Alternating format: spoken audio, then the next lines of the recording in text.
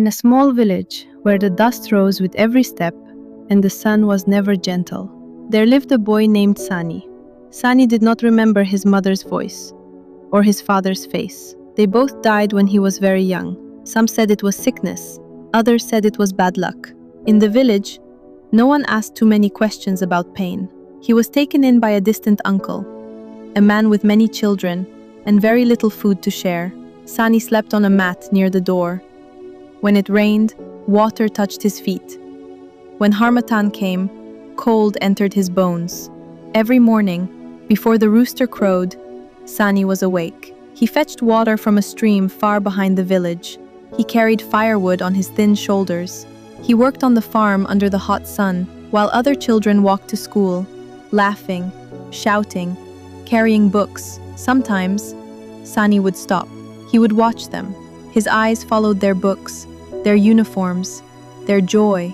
But he did not complain. He only watched, then returned to work. At night, when everyone slept, Sani stayed awake. He drew letters on the ground with a stick. He had once found a torn book near the market and kept it hidden. Slowly, he began to teach himself. A, B, C. He whispered the sounds like secrets. Years passed. His hands became rough.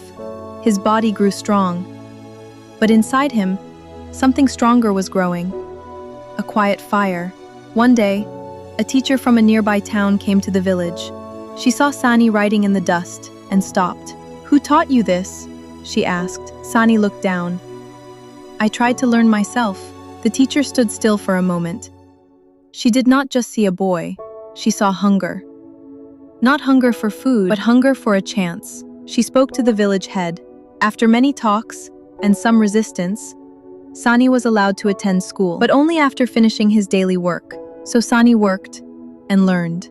He woke before dawn, finished his chores, went to school tired, returned to more work, then studied again at night. Many times, he almost gave up. Many times, his body said no, but his mind refused. Years later, Sani passed his exams. Not just passed, he stood out. People in the village began to speak his name with respect. He got a small scholarship to continue his education in the city. It was not easy there either. He faced hunger again, loneliness again, but he was no longer the boy who only watched life pass by. He kept going. In time, Sani became a teacher. He returned to his village, not with riches, but with something more powerful, knowledge and purpose. He built a small school. Children who once walked past him now sat in front of him. One day, a young boy stayed behind after class. "Sir," the boy said, "I don't have parents too. Can I still become something?" Sani looked at him and smiled. Not a big smile, but one full of truth. "Yes," he said, "if you don't stop." Moral: your beginning may be hard, but it does not decide your ending. Only your courage and patience can do that.